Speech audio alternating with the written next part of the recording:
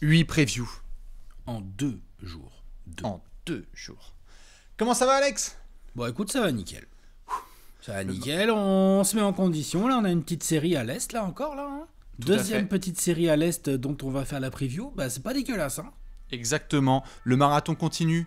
T'as entendu? Ouais, Boum, c'est le premier tour exactement. des playoffs 2021. Toutes les previews du premier tour, elles sont sur la chaîne YouTube préférée de la chaîne YouTube préférée. Eh ouais, parce que quand on a une parole, on la tient.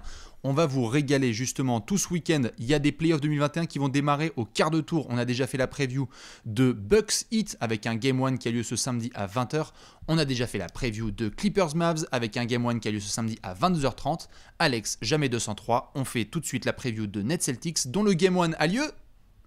À 1h du matin, si Exactement. je dis pas de bêtises. Tout à fait. Donc, dans la nuit de samedi à dimanche. Non, c'est à 2h du matin, d'ailleurs. J'ai checké le C'est calendrier à en même 2h temps du que je te matin, parlais. Ouais, c'est à Eh 2h ben, du écoute, matin. je t'ai mis on the spot, mais tu as bien répondu. En effet, c'est à 2h du Tams qu'on verra Brooklyn démarrer sa folle aventure de playoff 2021. Vous connaissez le modèle, il ne bouge pas. Les previews, elles sont en plusieurs parties. La première, c'est la dynamique des équipes, où on essaie de voir justement ce que ça donne entre les Nets et les Celtics. Est-ce que ça a bien terminé la régulière? Est-ce que ça s'est affronté pendant la saison? Comment sont les joueurs? Il y a plein de choses à décortiquer. Alex, ensuite, on sort le hashtag.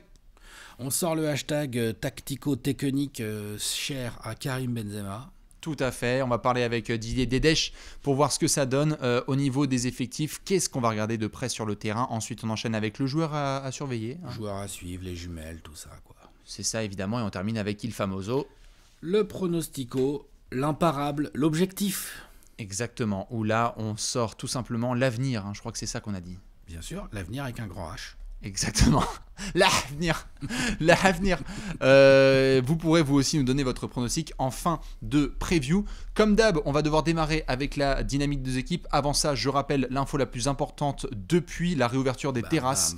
On sera ce dimanche 23 mai en direct sur YouTube pour vous commenter Suns Lakers et Knicks Hawks. Ça va être n'importe quoi. Les 2 matchs les plus importants de ce week-end, quoi. Exactement, ça va être n'importe quoi. N'importe quoi. Soyez là. Ça va être une dinguerie. Et peut-être que si vous êtes sage, un jour, on commentera les Nets et les Celtics. Et encore si la série n'est pas trop rapide. Justement, oh là là là là là, ça permet. Vous le savez, le mot d'ordre sur les premières previews, ça a été retrouvailles. Il y en a des retrouvailles. Il y en a des retrouvailles aussi entre copains dans cette série quand même. Il y a 2-3 choses sympas. Alex, on va démarrer avec la dynamique des deux équipes. Hop, je sors mes petites notes. Qu'est-ce qu'on a? Bah, côté Celtics, j'ai envie de te dire que c'est une dynamique de merde, hein. Voilà ce que j'ai envie de te dire. Je mets la capuche. Je commence par les Celtics. Hein. Dynamique de merde, bon, déjà pour une raison évidente, et là, c'est pas de leur faute, entre guillemets. Bah putain, blessure de Jalen Brown. Ah, ça fait mal au cul. Hein. C'est-à-dire que tu vas jouer James Harden, Kyrie Irving et Kevin Durant. T'as pas Jalen Brown. Putain, c'est dur. Ah, c'est super franchement, c'est tendu. Ouais. Après, les Celtics ont un groupe complet avec pas mal de joueurs. Enfin, quand je dis complet, c'est il n'est pas au complet. Hein. Il est complet dans le sens il y a plein de joueurs à faire jouer et tout. Un très bon coach, ils sont capables et tout. Mais bon, ils ont fini leur régulière à tout juste 50%, hein, 36 victoires, 36 défaites. Ouais. 7e, ils sont passés par le play-in. Donc ils ont battu les Wizards et ils ont gardé donc leur 7e place. Donc c'est comme ça qu'ils ont le droit d'affronter les Nets. Tout à fait. 10e offensive rating, 14e defensive rating. Tout ça c'est du moyen plus. C'est moins bien que ce à quoi les Celtics nous ont habitués l'année dernière et l'année d'avant. Bien sûr. Donc non, dynamique pas ouf côté Celtics. Ils ne sont clairement pas favoris de cette série. Non pas seulement parce que les Nets sont un Big Three incroyable dont on va parler, mais aussi parce qu'ils n'arrivent pas dans cette série, à mon avis, avec toutes leurs armes et la bonne dynamique. Clairement. Bien sûr, les Celtics, c'est difficile de regarder autre chose que le mois de mai en chialant. Le positif, très positif, c'est que Jason Tatum est complètement incontrôlable depuis 3 semaines. Il a mis 60 points sur les Spurs, il a mis 50 points en play-in tournament, il est juste injouable. Donc c'est un élément qu'on doit quand même mettre dans la dynamique, c'est que Tatum est au top en fait de son jeu. On a eu des changements en cours de saison. Déjà des changements au sein de l'effectif à la trade deadline. Evan Fournier, au revoir Daniel Theis, répartition aussi des minutes différentes, réintégration de Aaron Nesmith aussi avec plus plus de temps de jeu. On a vu des garçons être plus ou moins responsabilisés. On a vu aussi le switch Tristan Thompson, Robert Williams, qui n'était pas si évident que ça en début de saison, puisqu'il y avait Daniel Tice qui était dans la rotation. Des cas de Covid aussi, il faut qu'on en parle parce que Boston a été sacrément touché par mais ça. ils ont eu une saison compliquée, hein. Ils ont eu pas Super mal d'aléas et tout. C'est aussi pour ça qu'ils n'ont pas une bonne dynamique, c'est parce qu'ils n'ont jamais pu vraiment la construire, hein, la dynamique. Exactement. Attention, hein. Ils n'ont jamais pu être totalement ensemble et au moment où tu espères être ensemble, Jaylen Brown ne peut plus jouer au basketball, donc c'est vraiment compliqué pour eux. Côté Brooklyn, bon, j'ai envie de dire, ça va, on est content, on est bien dans nos pompes, on a fini de bailler, nous rompichâmes un petit peu, et puis là, on va pouvoir se mettre aux choses sérieuses. Hein. Les mecs, ils rompichent, mais ils ont la meilleure attaque de la ligue, quand même. Bah oui, mais tu sais, c'est facile. C'est facile, je suis d'accord. Moi, je pense que Steve Nash ne travaille pas. Mais non, il ne travaille pas, il n'a pas besoin. Il n'a pas besoin. Il dit à Kyrie Irving, il dit, vas-y, fais ce que tu sais faire, mon grand. Moi, je crois aussi, oui. Moi, je crois que aussi, Alex, si on était coach, on serait premier de l'Est, c'est ça. Mais bien sûr. Bien sûr.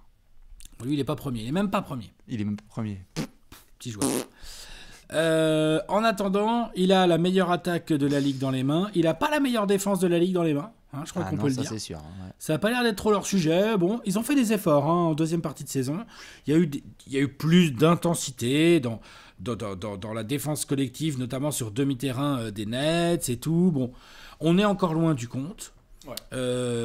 Tu as des joueurs stars qui ne sont pas des spécialistes défensifs, hein, c'est un doux euphémisme que de dire ça.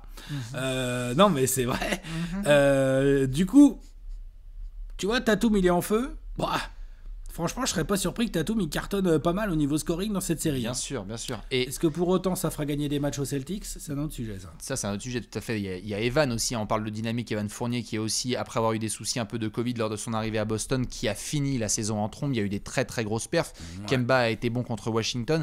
C'est clair que du côté de Brooklyn, t'es content parce que tu as le retour de James Harden là, où tu peux commencer à jouer enfin avec ton trio, parce qu'on n'a même pas joué 10 matchs cette année. 8 matchs ou 9 maximum à 3. Avec tes 3 garçons, donc c'est un petit peu le début, ça y est, de la grande aventure avec KD, Kyrie et James Harden. Ce qui est sûr, c'est que ça s'éclate à Brooklyn.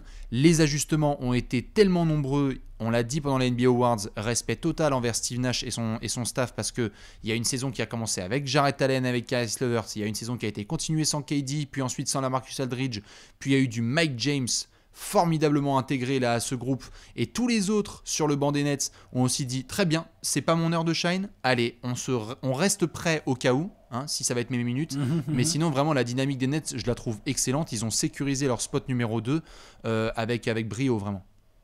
Ouais, carrément. Puis surtout, enfin, comme tu l'as dit tout à l'heure en rigolant, quoi, ça rompiche encore pas mal. Donc les Nets sont dans une dynamique. Mais peut-être c'est l'exception, peut-être qui peut confirmer la règle. Peut-être que c'est l'équipe qui, sans trop de dynamique, peut quand même arriver et jouer ces Celtics qui sont pas au top, en fait, tu vois. Ouais, c'est sûr. Face à d'autres Celtics, on le discuterait différemment. Mais là, en l'occurrence, non seulement la dynamique des Nets n'est pas si mauvaise, mais en plus, voilà, quoi. Enfin, ils ont les meilleurs joueurs. Exactement. Donc, non, sur cette partie, un peu coup d'œil dans le rétro-dynamique, avantage Nets, clairement, quoi. Très très clair. Du coup, maintenant qu'on a fait un petit peu la dynamique des équipes, je vous rappelle juste quand même, parce que comme d'hab on aime bien le faire, le petit coup d'œil dans le rétro mini de ces previews, c'est sur la saison régulière.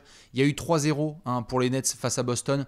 Contexte, on ne peut plus compliqué. Il y a eu beaucoup d'absences. Il y a eu un premier match où ça se jouait avec Spencer Dinwiddie. Tu te rends compte, c'était à une autre époque. C'est vrai. On était avec Jarrett Allen et Spencer Dinwiddie. C'était un très très gros match des Nets. Je crois que c'était celui de Noël à Boston. On a eu d'autres rencontres aussi où il y avait des absents côté Brooklyn. Enfin bref, on ne va pas se baser là-dessus.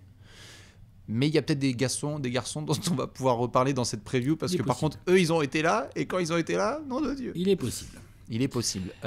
Vas-y, je t'en prie. Bon.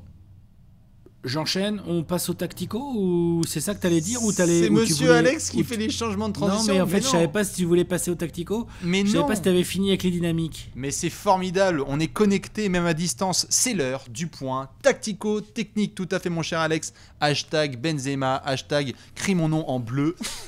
On va pouvoir discuter de tout ça. Et crie mon nom en bleu. Crie mon nom en bleu. Note-le.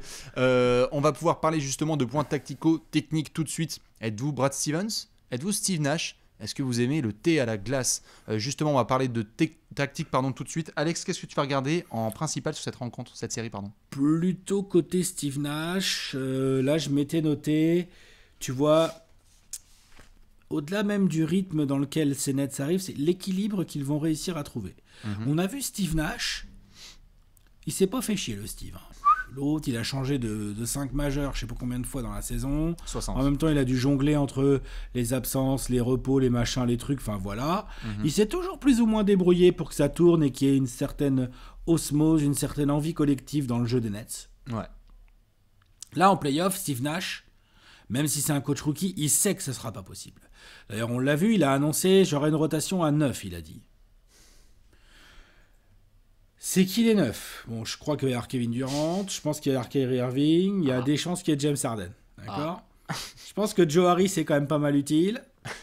Nos amis Jeff Green et Blake Griffin ont quand même montré que voilà, quoi, puis il faut bien que tu aies des intérieurs. Bruce Brown pour se taper toutes les tâches défensives de la terre à Brooklyn. Et après, tu auras du Landry Shamet et puis peut-être du Nicholas Claxton, c'est peut-être ça son 9e. En tout cas, Steve Nash doit trouver un autre équilibre. Face aux Celtics, on verra quel genre d'opposition les Celtics vont donner. Les Celtics, c'est une opposition tactique. C'est des joueurs intelligents qui connaissent bien leur coach. C'est un coach qui connaît bien la NBA. Pas mal de joueurs qui ont de l'expérience en playoff aussi côté Celtics qui sont allés loin ces dernières années ensemble. Marcus Smart, Jason Tatum, tout ça, voilà. Donc, voilà. Kemba, on verra. Ensuite, est-ce que Steve Nash va forcer sur les minutes de Kevin Durant, de James Harden? Kevin Durant, donc, qui est encore un petit peu fragilou. James Harden qui revient à peine de blessure. Comment il va gérer ça? Ou est-ce qu'il va laisser Kyrie Irving faire son show et défoncer son ancienne équipe? C'est ça qui va m'intéresser. Comment Blake Griffin va être utilisé? Sur quel joueur? Les menaces intérieures côté Celtics sont pas non plus folles. Tu vois, il y en a un peu. C'est vrai que Robert Williams, il roule bien. Tu vois, ce genre de choses. Bien sûr. C'est pas fou. Donc, tu vois, tout cet équilibre-là, qui va être nouveau pour les Nets, où là, tu peux plus rompicher comme avant. Faut gagner les matchs. Ok, il y en a 4. Enfin, c'est des séries au meilleur des 7. Faut y aller, quoi. Là, il y a des conséquences quand tu perds, vraiment. Parce qu'on a senti en régulière que les Nets, tu vois, genre non seulement ils en ont gagné plein facilement sans forcer parce qu'ils ont trop de talent, mais en plus, on a bien senti que, ouais, franchement, ils s'en battaient les noix, mais total, quoi. Là, c'est plus possible. Et même ces Celtics-là, diminuer parce qu'il n'y a pas de Jaylen Brown, eux ils vont jouer très très sérieux, ils vont jouer fort les Celtics. Donc l'équilibre, ce que vont proposer les Nets en termes de comment ils vont mettre leur rotation, sur quel genre de tempo ils vont jouer et tout, c'est vraiment ce que je vais regarder parce que je pense qu'une grande partie de la série se joue là. Très bien. Eh bien, écoute, moi, je vais sortir un mot qui fait particulièrement peur aux fans de Boston, et c'est pas Kemba ou Brad, mais c'est la bataille des bancs. Je vais beaucoup me concentrer sur la bataille des bancs, parce qu'il y a des 5 majeurs quand même, quand tu les alignes. On va voir en effet quels vont être les joueurs alignés à chaque entre-deux en début de soirée. Bon, d'un côté, voilà, tu sais très bien ce que tu as à Brooklyn, et puis côté Boston, je veux dire, on va voir comment est-ce qu'ils vont s'ajuster, mais entre potentiellement du Evan, du Kemba, du Smart, du Tatum, du Robert Williams, il y a des garçons qui vont être en sortie de banc, mais tu vois ce que je veux dire, il y a des 5 majeurs qui sont forts, qui peuvent se regarder droit dans les yeux. Droit dans les yeux, je sais pas, mais non, mais tu vois, il peut y avoir en tout cas du talent, tu vois, tu peux tenir sur un carton ou deux cartons, enfin bref, tu peux faire le taf. Par contre, les bancs, il y a juste, normalement, il y a quasiment pas de discussion. C'est-à-dire que Boston peut faire en sorte que ce soit une discussion et la série ne devient pas un putain de coup de balai. Le problème, c'est que là, en l'état, quand tu vois les options qui sont proposées à Steve Nash, tu bades en fait. Parce que quand tu vas voir les options avec du Blake Griffin, avec du Mike James, avec les gars que tu as mentionnés, tu sens que tous les gars à Brooklyn savent qu'ils doivent rentrer sur le terrain, ils doivent respecter leurs minutes, ils doivent jouer intensément, et ça fait la différence. Brooklyn a à chaque fois montré cette saison que malgré les absences, malgré tous les aléas qu'il pouvait y avoir autour de Harden, Kyrie, KD, etc., tu avais quoi qu'il en soit un banc qui allait pouvoir performer. Ils ont un différentiel face au banc adverse qui est assez énorme. Je crois qu'ils sont top 5 de la NBA cette saison, le banc des Nets, en confrontation directe, parce qu'ils ont ajouté des Blake, parce qu'ils ont toujours eu des gars qui ont été capables de contribuer. Et là, malheureusement, c'est pas comme si Boston avait un énorme banc à mettre en face. Donc, comment est-ce que Brad Stevens s'ajuste ? Est-ce que du coup, il fait vraiment du yeux dans les yeux et derrière, il faut faire confiance à Peyton Pritchard, Aaron Nesmith, à tous les gars qui sont en sortie de banc du côté de Boston, mais on n'est tellement pas sur le même calibre, tu vois. Je veux dire, Grant Williams, Peyton Pritchard. Tu mets d'un côté Peyton Pritchard, Aaron Nesmith, Grant Williams et d'autres garçons potentiellement, je ne vais pas dire Romeo Langford, mais d'autres garçons comme ça, face à Blake Griffin, Mike James, même les Landry Shamet, même d'autres garçons comme ça qui ont été capables Bruce Brown, qui ont juste soit plus d'XP, soit juste plus de game, en fait, tout simplement. Sans parler du fait qu'il y aura toujours un des 3 minimum et c'est monsters sur le terrain. C'est ça. La bataille des bancs me fait vraiment trop peur. Je pense que ça peut aller très très vite si Brooklyn roule sur le banc des Celtics. Et par contre, il y a sur ce banc de Boston un ou deux mecs qui est capable de faire sa bonne grosse série, qui sort de ce lot et qui dit bah ouais, en fait moi la saison prochaine, ok on est en vacances, mais la saison prochaine il va falloir compter sur moi. Et ça fait plusieurs saisons qu'on parle de vouloir rendre le banc de Boston compétitif pour qu'il aille regarder dans les yeux celui des autres franchises. Il n'est pas là actuellement, et moi je vais le surveiller très très près sur cette série de playoffs. Ok, ouais c'est bien. Donc l'ajustement de ton côté, petits ajustements de droite-gauche, équilibre tout à fait. Et de mon côté, les bancs, on va devoir se pencher tout de suite sur un joueur à suivre. Il y a un joueur dans ce gros lot de superstars qu'on va surveiller de très très près. Dites-nous, vous qui vous allez surveiller. Alex, qui est le garçon que tu vas surveiller le plus? Monsieur Kemba Walker. Kemba Walker, pas là en début de saison, parce que blessé. Il a joué, je suis en train de chercher là, il a joué 43 matchs seulement sur les 72 cette saison. Ouais, genou comme d'hab. Genou. Il ne shoot qu'à 42% dans le champ. Alors c'est mieux que Marcus Smart, mais ça reste quand même pas ouf. Kemba Walker a quand même réussi à mettre 19 points par match, là, tous les matchs qu'il a joué et tout, parce que c'est Kemba Walker, parce qu'il a de la vitesse, parce qu'il a un dribble, parce qu'il a de l'expérience, parce qu'il sait faire des choses, parce qu'aussi le ballon circule bien à Boston, et que du coup il se retrouve avec des shoots ouverts et qu'il peut prendre, il en aura certainement face aux Nets. Kemba Walker va pouvoir attaquer sur Kyrie ou James Harden. Peut-être ils vont lui mettre Bruce Brown un peu de temps en temps sur lui. Oui. Peut-être. Ou Shamet aussi parfois. Mais je vois bien aussi aller s'occuper fort de Jason Tatum, moi le Bruce Brown, même s'il est un peu petit, mais je sais pas s'ils ont envie d'envoyer Kevin Durant là-dessus. Après il y aura du Jeff Green aussi, mais j'imagine, on verra ce que va faire Steve Nash. Kemba Walker va avoir des possibilités de scorer. Kemba Walker doit scorer. T'as parlé là de la bataille des bancs. Je suis d'accord pour dire que les 2-5 majeurs sont beaux. Les 2-5 majeurs sont beaux. Celui des Nets, c'est sûr. Celui des Celtics, il l'est quand même beaucoup plus dès que Kemba Walker se met à scorer. Quand même. Ah bah, demande à Washington, clairement. Voilà. Demande à Washington au play-in. Hein. Et surtout en l'absence de Jaylen Brown. Bien sûr. C'est-à-dire que Tatum, il est extraordinaire, il est monstrueux. Mais c'est quoi? Il faut que Tatum il en mette 58 par soir alors pour prendre sur lui la charge offensive laissée par la blessure de Jaylen Brown. Non, il va falloir que Kemba Walker. D'ailleurs, Washington, Kemba Walker, comme tu viens de le justifier, 29 points, il finit le match. Tatum en a mis 50, mais t'as Kemba quand même 29. Ah, bien sûr, bien sûr. Ça, c'est important. C'est important pour les soirs où peut-être ça rentrera pas bien pour Evan ou pour Marcus Smart, ou les deux. Les soirs où ça va bien pour Evan peut avoir la balle en main, deuxième créateur, Evan va apporter beaucoup de choses. Mais c'est Kemba Walker, le joueur, le lieutenant de Tatum dans cette série. Ça fait tellement la différence quand Kemba est fort, crée ses passages en force, ramène de la TNT dans les attaques, c'est sûr. C'est une équipe différente. Et Brooklyn, ils auront quoi comme réponse si Kemba Walker il commence à leur foutre le feu? Ah, ça va être relou. Ouais, très relou pour eux. Donc vraiment, c'est mon joueur à suivre parce que alors là, vraiment, je crois qu'une grande partie du salut et de la décence des perfs de Boston passe par Kemba Walker. Je suis d'accord, la résistance passe par Kemba, c'est un peu ça. Évidemment, il y en a plein qui vont dire Evan Fournier parce que lui aussi, dans un contexte particulier, Evan, gros rôle aussi. Tout à avant d'être free agent avec une belle fin de saison, Kemba a montré là des belles choses en fin de saison où ça allait un peu mieux. Après avoir été, je pense qu'on peut l'affirmer, une des punchlines globales de la saison NBA 2020-21. On s'est beaucoup foutu de sa gueule. C'est à Kemba de nous répondre. D'autant plus, si je dis pas de bêtises, Alex, on avait discuté dans les previews, je crois, des Celtics, les 30 previews en 22 jours. Danny Ainge disait que cette saison va être fondamentale pour que Boston jauge vraiment Kemba Walker et son genou. Ils avaient accepté que ce soit l'année 1, l'année dernière. Là, attention, il y a eu, comme tu l'as dit, des matchs d'absence. S'il fait une série complètement claquée sur une telle plateforme, waouh. Ça va se voir. Ça va se voir et ça peut sauter. Hein. Bon, après, bon courage sauter, pour le transférer, mais... Voilà. Voilà. Très bien. On en parlera le moment venu. Est-ce que t'as de la sauge ou pas? Est-ce que t'as des encens, s'il te plaît? Kyrie Irving. Monsieur Kyrie, c'est de loin le joueur que je vais le plus surveiller sur cette série. Vas-y KD, fais tes trucs. Vas-y James, reviens tranquille.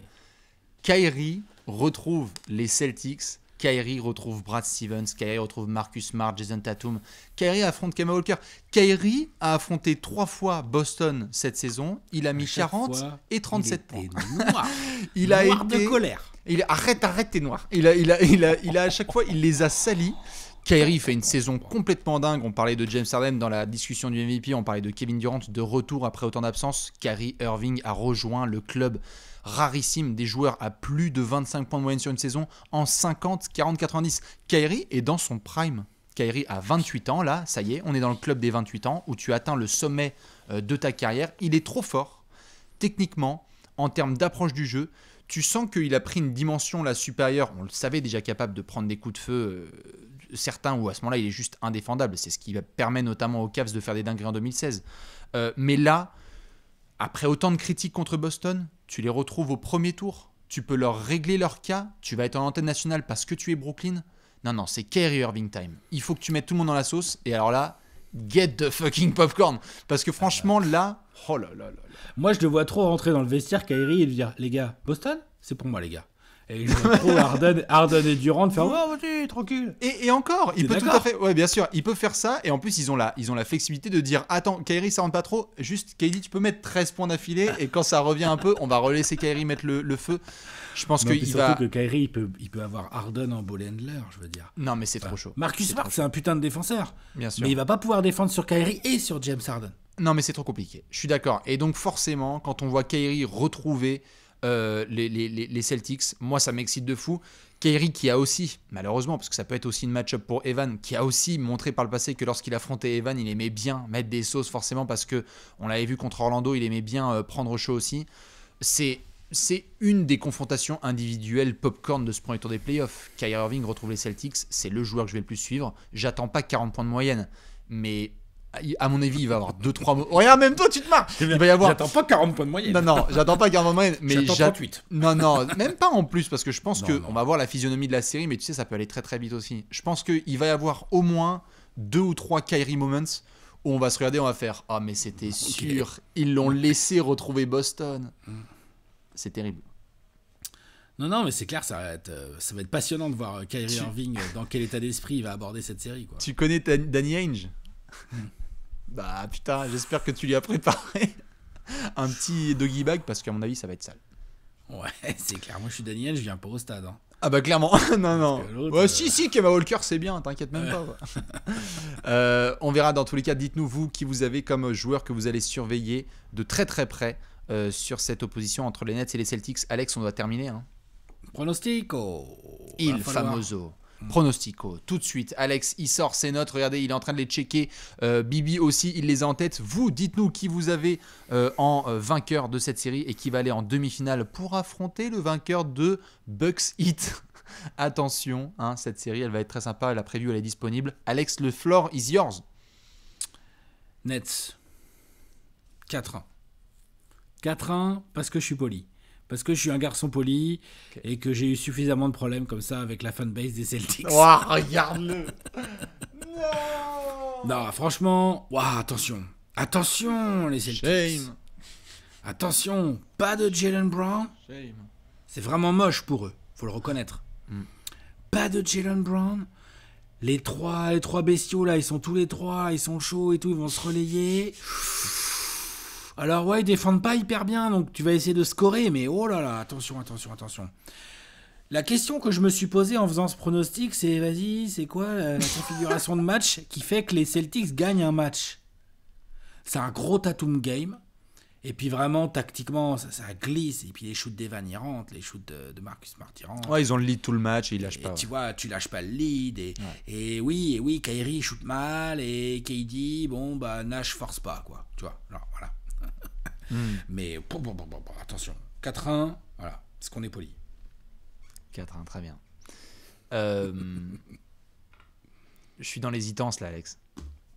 T'hésites quoi entre Celtics 4-1 ou Celtics 4-2 Non. C'est les Nets qui gagnent. En fait, mon cerveau me dit 4-1. Ok.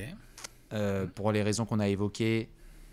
J'ai même pas envie de parler, en effet, comme tu l'as dit là, Enfin, Boston nous a habitués les années passées à être une top 5 défense de la NBA. Ils sont 15e cette saison. Ils affrontent de loin la meilleure équipe offensive de la NBA cette saison, qui est en mission pour aller essayer de remporter un titre, avec des Nets qui ont envie de se préparer à affronter le vainqueur de Bucks Heat. Genre, c'est d'une violence tactique.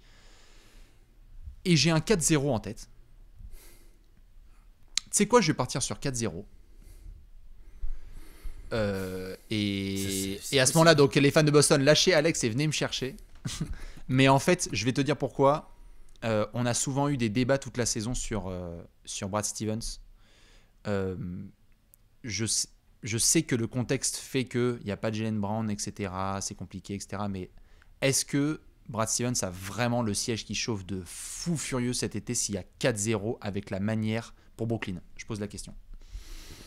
Peut-être. Ou est-ce qu'ils vont dire on te laisse en fait parce que c'était comme ça, parce que le management a déclaré par le passé qu'il voulait donner une équipe vraiment compétitive à Brad Stevens? Je sais pas. En tout cas, là, vu la saison régulière qui a eu lieu, avec toutes les raisons, avec Covid, etc. Mais est-ce que le siège il chauffe? Moi, en tout cas, le dossier Brad Stevens à Boston, en tout cas, j'ai l'impression qu'il y a quelque chose qui est un peu touchy. Et sur lequel. Peut-être que Brad Stevens peut être en danger avec une série comme ça, c'est vrai. Après, il a eu des bons résultats ces dernières années. Tout dépend de la vision de Danny Ainge et de son staff. Il a dit pour le moment qu'en tout cas, il n'y avait pas de souci par rapport à Brad Stevens. Donc, je pense qu'il va être en sécurité. Je vais rester sur 4-1. Allez, je vais rester sur 4-1. J'ai fait 3 pronostics différents. Je reste sur 4-1. Je suis d'accord avec toi, Alex. On est poli. Et donc, on va donner quand même un petit match à nos amis les Celtics. Et j'espère que pour Evan, ça va être bien aussi, parce que Evan a grandement souffert des playoffs de la saison dernière dans la bulle face à Milwaukee. Il y a des espaces là. Comme tu l'as dit, il y a de quoi scorer face aux Nets. Donc, Evan peut faire une grosse série. Ouais, une grosse série pour aller chercher un gros contrat. Exactement. Dites-nous, vous, qui vous avez comme vainqueur de cette série? Quel est le joueur ou les joueurs que vous allez surveiller en priorité? Nous, Alex, j'ai envie de dire, le marathon continue. On va devoir enchaîner sur notre petite preview. Je te laisse le mot de la fin. On enchaîne, on a déjà 3 dans les bacs. On part sur la 4e. Exactement. On vous fait des bisous et à très vite pour une nouvelle preview du premier tour des playoffs 2021 sur Trash Talk. Ciao.